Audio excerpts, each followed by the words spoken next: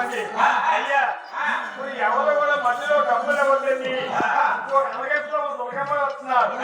దుర్గమ్మ వచ్చిన తర్వాత ఎవరికో మీకు బాగుంటుంది, కొంచెం మోక బాగుంటుంది. మధ్యలో కథ ఎవరు కూడా అందరూ గీయలేదు. దయచేసి డబ్బులు వచ్చేస్తాను మీరు ఏం అనుకోవద్దండి. దుర్గమ్మ వచ్చిన తర్వాత మీరు డబ్బులు ఎంత కూర్చుంటాం. దానికి మధ్య మనం బాధ ఆపద్దు. ఆనాడు వెంకటమ్మకి మంగాదేవికి తగిన ఎప్పుడే వెలికి చేరి నాలుగులో వెలికి వెళ్ళిపోయిందో ఆ శ్రీనివాసికి పట్టవతికి ఆ పెళ్లి తమకు కుదిరిపోయింద.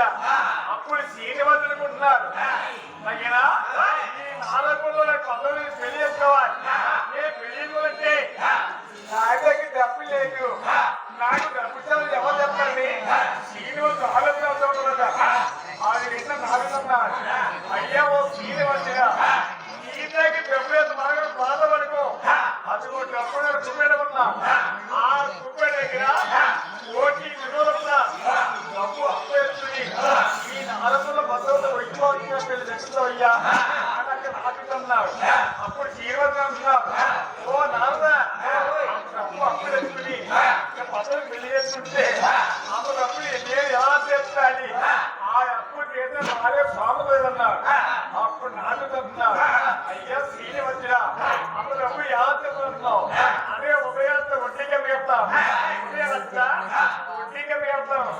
మనం కలిగి అనుకుంటాన్ని ఈ అప్పుడే కలిసేస్తారని రాయవడం రాదని అది కూడా మాటలే కనుక ఈశ్వర శాస్త్రాలు శ్రీ మాయిత శాస్త్రాలు ఆయన రాగబడి రాజరాసి ఆనాడు కుప్పే దగ్గర ఓటీ మీద డబ్బు అప్పు ఎత్తుకుని నాలుగులో వైభవంగా శ్రీనివారి పదవి అయితే ఉన్నది. ఆనాడు తెచ్చిన డబ్బు ఇప్పుడు కూడా మన ఏగోళ్ళ వెంకటరావు వడ్డీ కింద కడుతున్నాడు. వడ్డీ కింద ఉదయం ఇప్పటికి పంపాలి, కుప్పేటికి పంపుతారు. ఇప్పుడు డైలీ పంపొచ్చిందండి. ఆ అప్పు లేదంటే మన కలిగి మారిపోవాలి. మన కలిగి మారిపోయిందాక ఏడుగుల్లో వెంకటరావుకి మనం రుణపడే ఉన్నామండి. ఆనాడు వైభాగ పెళ్లి జరుగుతూ ఉంది. అలా పెళ్లి జరుగుతూ ఉంటే అది లక్ష్మీ బాబు అలా పొలం వెళ్ళిపోయింది. ఆ లక్ష్మీతో అంటున్నాడు, అమ్మా అమ్మా లక్ష్మి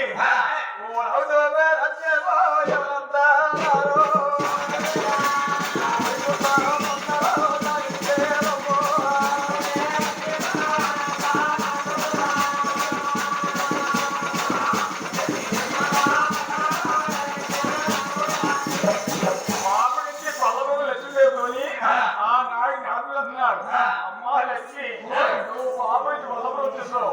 ఇక్కడ నువ్వు ఉండగా నీ భర్త గారు అది ఆ నారకంలో మరి 7 పెళ్లి చేసుకుంటున్నారు. దీనికి ఏగవత అప్పుడే ఎందుకే తెలియదు. ఏగవతాలు మాటి వేసి నారకం వెళ్ళు. ఆ నారకంలో నీ భర్త గారు ఆ పెళ్లికి చూడమ్మా ఆయన నచ్చుతున్నారు.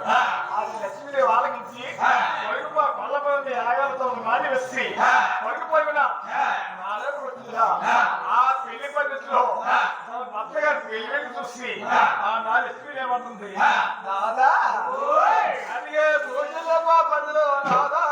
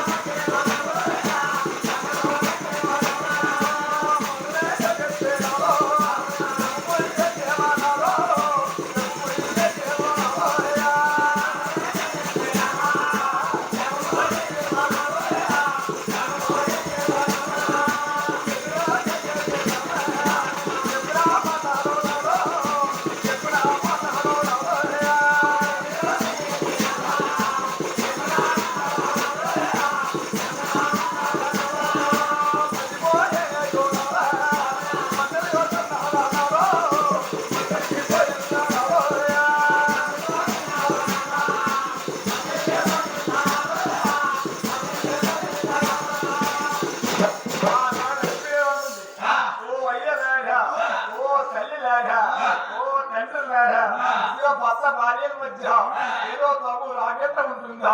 తొమ్మిది మాటల భర్త గారు నేనుండగా ధర్మ చెప్పి ఈ నారదుల్లో మరి ఏలువని పెళ్లి చేసుకుంటున్నావు, ఇది నీకు అంతగా ధర్మంగా ఉందా అని ఆ పెళ్లి పెద్ద లక్ష్మీదేవి అలా కేక పెడుతుందట. ఆ ఇంట్లో తిరిగి మాట్లాడుతున్నాడు. దేవి ఆ తప్పు నాది కదమ్మా, ఆ తప్పు నీది. నేను రాముడిగా పుట్టినప్పుడు నువ్వు సీతగా జన్మించినప్పుడు ఇది నీ పెళ్లి యోచించగలమంటే ఆనాడు రావణమ్మ అదో రావణ గిజికెళ్ళిపోతుంటే అగ్నే పిలెత్తవాయి తన కూతురు చంద్రమున తన వస్త్రం ఉంచుకొని ఒక మాయ యాదవ చూపించి ఆనాడు నిర్మించాడు. ఆనాడు యాదవ రావణంలో అతనికి కష్టాలు పడుతుంటే నువ్వు సీతాదేవిగా ఆనాడు నన్ను అనుమానిగా ఉమ్మా. అయ్యా ఓ శ్రీరామచంద్ర, అదిగో యాదవకి నా గురించి రావణంలో అతనికి కష్టాలు పడుతుంది, ఆవిడ కూడా గాలి చీకటి ఆనాడు కోరుకున్నావు. ఆనాడు మారించాను. దేవి ఈ రామవతంలో నేను ఏకపద్ధతిని ఈ రామవతంలో ఇప్పుడు కుమార్యత ఉండాలి.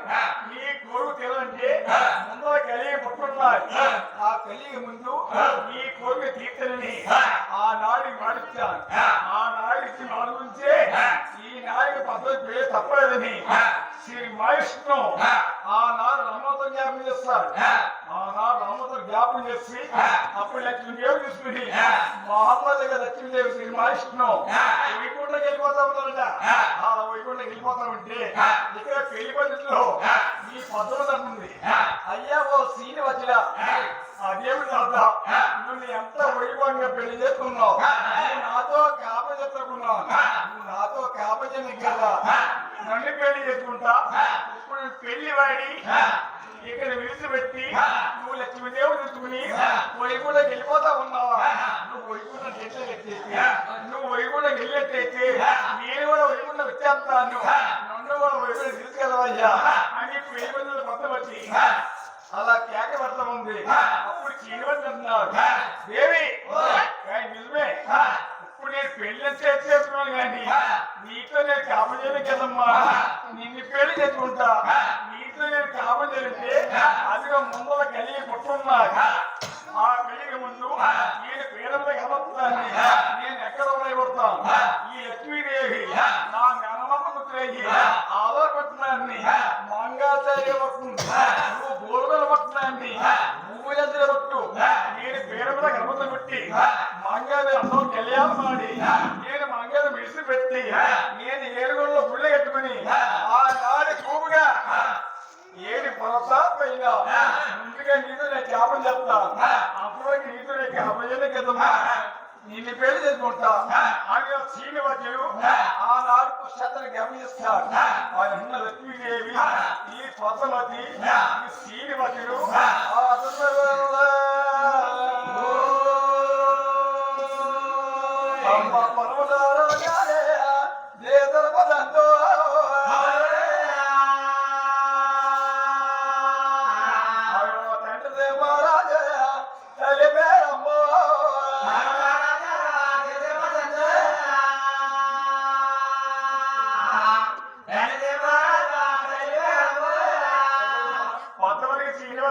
అయిపోయిందండి. ఇప్పుడు మొదల ఎంకలో ఉన్నా మంగళదేవికి ఎలా జరగబోతుంది. అయితే మీరు ఎవరు కూడా అంత చేయకుండా అలాగే మా పెరిగే పిల్లలు అయితే చెప్పినంత వరకు కూడా మీ అందరికి అర్థంలో చెప్తాను. దయచేసి మీరు ఎవరు అర్థం నిజంగా ఉన్నట్టయితే ఆ నిజంగా ఉండిపోతే కూడా మా పాటించండి. చెప్పండి అది దండదేవరాజ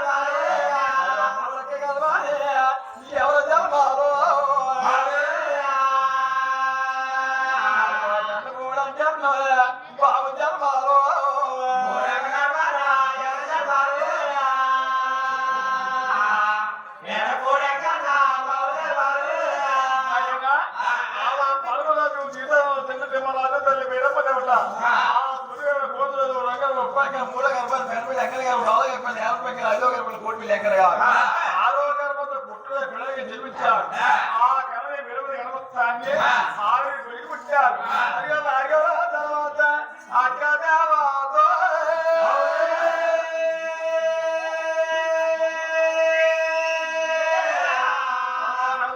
దుర్గమ్మ తల్లి జలమాలో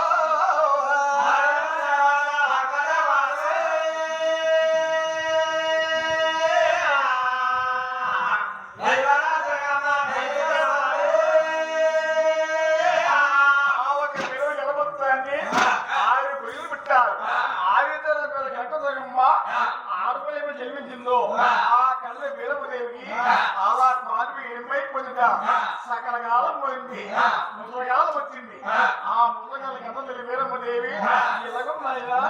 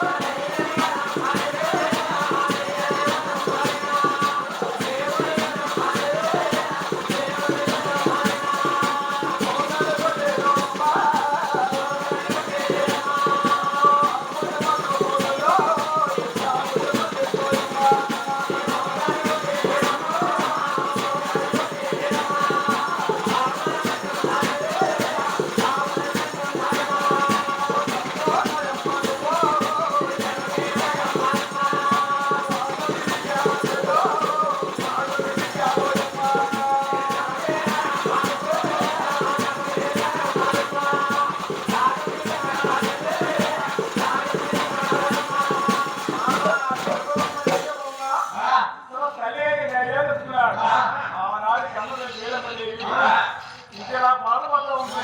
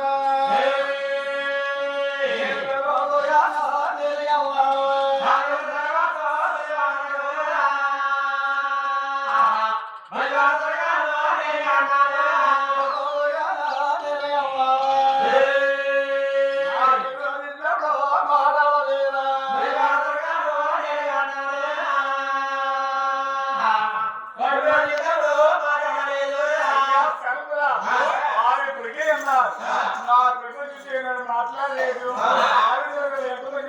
నిర్మించేది అసలు మా తల్లి కూడా నా కొడుకు ఏనాడు మాట్లాడలేదు.